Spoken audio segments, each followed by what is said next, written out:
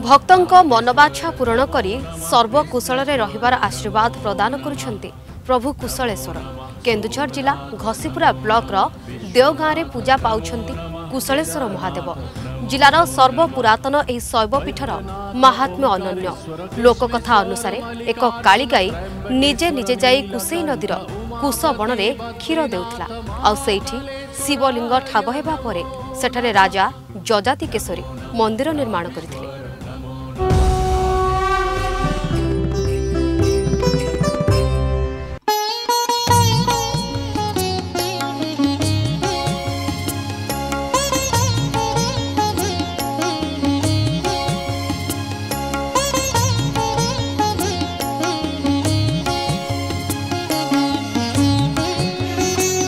वंदे देवौ मापतिं सुरगुरु वंदे जगत्कारणं वंदे पर्णंगभूषणं मृगधरं वंदे पशूनां पति वंदे सूर्य शशांक वह्निनयनं वंदे मुकुंद प्रियं वंदे भक्तजनश्रयं च वंदे शिवं कल्पतरुं।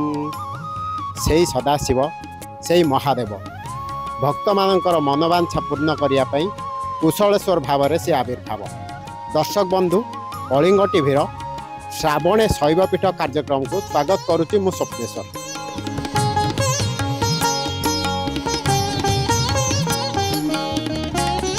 एवं क्रम आज आम जा केन्दुझर सर्वपुरातन शैवपीठ कुशलेश्वर पीठ।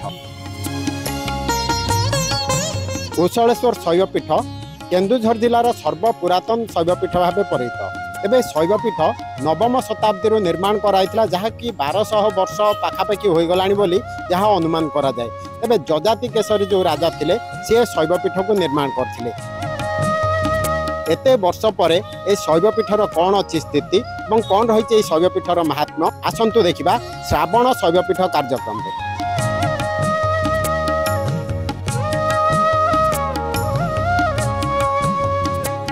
नवम शताब्दी प्रतिष्ठा होईछि प्रभुंक मंदिर। किंबदंती अनुसार वर्तमान जाजपुर एक गौड़ बस्ती एक कला गाई प्रतिदिन कुसई नदी निकट में कुश बण में स्वतः क्षीर दे थाए।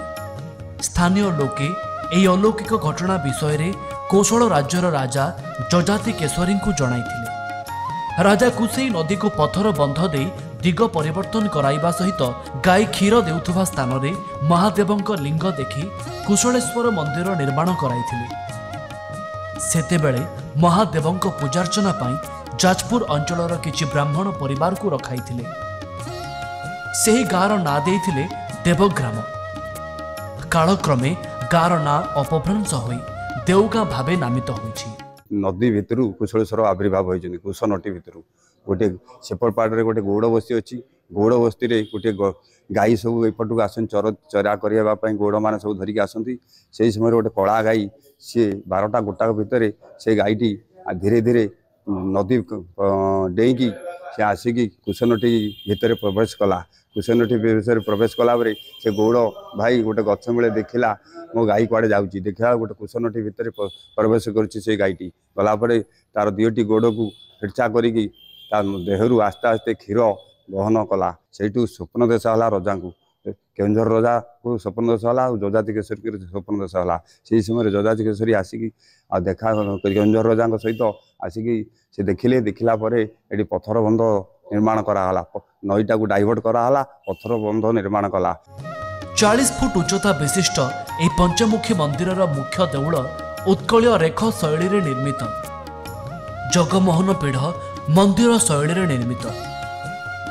मंदिर को चतुर्दिगरु परिवेशित करिछि सुउच्च सुविस्तृत प्राचीर। एथिरे चारि दिगरे थिबा चारोटी द्वार मध्यरु पूर्व द्वार रे रहिछि 2टी सिंह मूर्ति। दक्षिण द्वार रे रहिछि 2टी हस्ती विग्रह। गोकर्णिका बट ए मंदिर एक अनन्य परिचय सृष्टि करे। जार पत्रर तल पार्श्व बरपत्र एवं उपर पार्श्व अश्वत्थ पत्र भली देखिबाकू गोरु कान भली एभली वृक्ष प्राय देखिबाकू मिले नाही।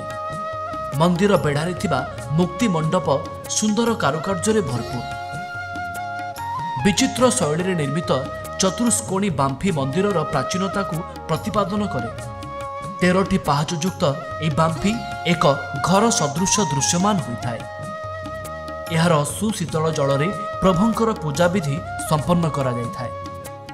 यज्ञ मंडप ठारू आरंभ करी दोल मंडप जाए मंदिर परिसर रे निर्माण करा जायछि। मंदिर को कुसेई नदीर प्रभाव रक्षा करने पई सुउच्च नदीबंध प्रस्तर रे निर्माण होइछि। मंदिर निर्माण समय पाचेरी निर्माण होइथिबा गवेषक माने कहନ୍ତି। गोटे मुक्ति मंडप अच्छी गोटे गोकर्णेश्वर बट गोटे वृक्ष अच्छी जार पत्र गुड़ाक ठीक गो कान भाया गाईर कान भाया इमती केत गोटे निरा वृक्ष अच्छी से गोटे चारिकणिया गोटे कूह अच्छी चारिकणिया कूह चतुष्कोणी कूप से पानीटा कढ़ा जाए दौड़ी रे नुहे पाहाच ये 13टा पाहाच अच्छी से 13टा पाहाच जो पूजक मैंने से पाहाच जाई पानी पात्र आणती पूजा करती।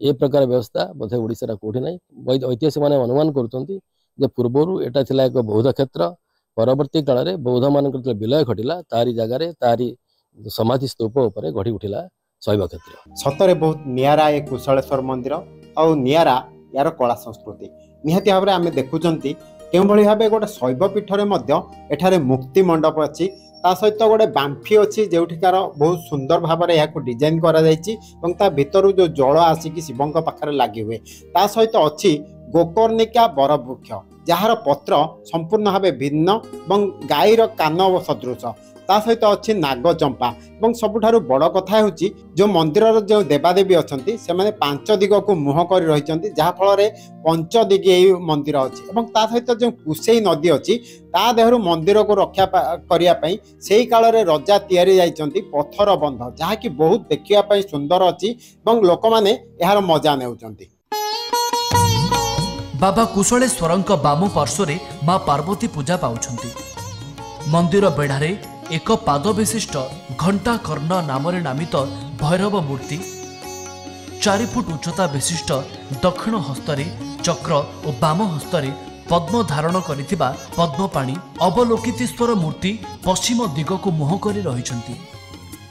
एकानन और चतुर्भुज कार्तिकंक मूर्ति जहांक वाहन भावे रहिछंती मयूर और कुकुड़ा।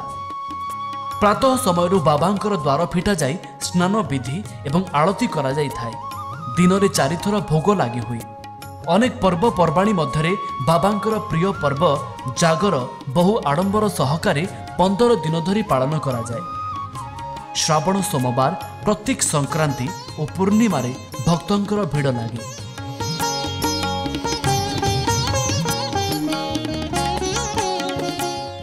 जेहेतु पंचदेवता एठारे विराजमान करछन्ती तेणु पंचदिगीय मंदिर कहले अत्युक्त हेबो नै। महादेवंकर विशेषत्व ये जे बाबा माने पूर्वमुख ही बसिचंती माता पार्वती बसिचंती उत्तरमुखा होई एकपाद भैरव बसिचंती पश्चिममुखा होई अष्टभुजा गणेश बसिचंती दक्षिणमुखा होई। आलती उपर आमर चूड़ा हसा गोटे भोग लगे जोटा मुख्य पीठाधीश्वर कुशलेश्वर माँ पार्वती तांको पाखरे चूड़ा भोगटी नैवेद्य दिया जाए संध्या पर देलापर 10 वर्ष स्वाभाविक भाव चले आपर 2 घंटा गलापर आउ ठाकुर दैनंदिन सकाल 12टा मध्याह्न धूप अन्न भोग राति खीरी चकुड़ी ताट मनोहर सबुठु अनन्य बाबा कुशलेश्वर एइथिपाई ओडिशार एते सर्वपीठ अच्छी किंतु कहीं केउठी मु बाबांकर गोटे मुक्ति मंडप थिबा देखि नाही। आउ गोटे विरल घटना होची एठी एक बरगछ अच्छी जहाक आम गोकर्णिका बरगछ भाव जानिचु एइथिपाई जे गाई कान भली तार पत्र गुड़िक ताहा अत्यंत विरल मु एबे कोउठी देखि नाही। आउ आपण सुखरे हो दुखरे हो जोठी जो परिस्थिति रे थांदु बाबा को डाकिबे बाबा निश्चित सुनिचंती। जेतळे आमे छुआइतुनी सोमवार प्रत्येक सोमवार मासरे थरे माघ मासरे आसु से सोमवार प्रत्येक दिन आमे सोमवार को सप्ताह रे थरे आसु आसिकी आमे ठाकुर को मानसिक करके जाऊ जहाँ हमर मनस्कामना पूर्ण हेची तेणुकर विशेष रे आहुरी बढ़ी बढ़ी जाइची।